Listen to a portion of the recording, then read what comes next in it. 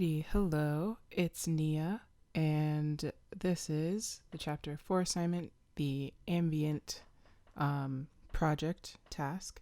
So let's check out clip view. So here are my clips. I think I kept all of the original instruments from this chapter. I want to say that I did. Except for this. I added this for some bass, or a bass line. So what I have done is here's my chords, here's my chord progression, here's the bass line to those chords. These are the same, but this track has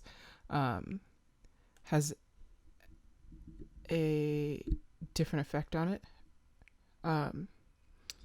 which you'll see in the video. I raise it as the end is playing, and this is my little melody, which is, it's really short and kind of, I don't know, like dingy almost. I think you'll know what I mean when I play it.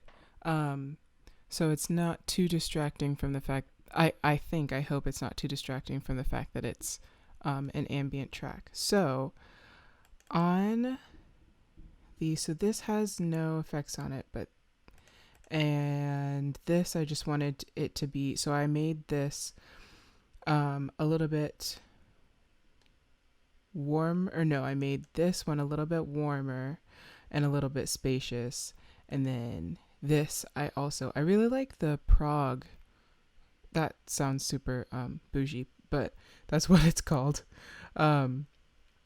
This effect, it makes it sound legitimately kind of like it's being played, you're far away in a hall and hearing it. So I think that does it. And then, yeah, I came up with all of this. I think it's quite nice. And here we go.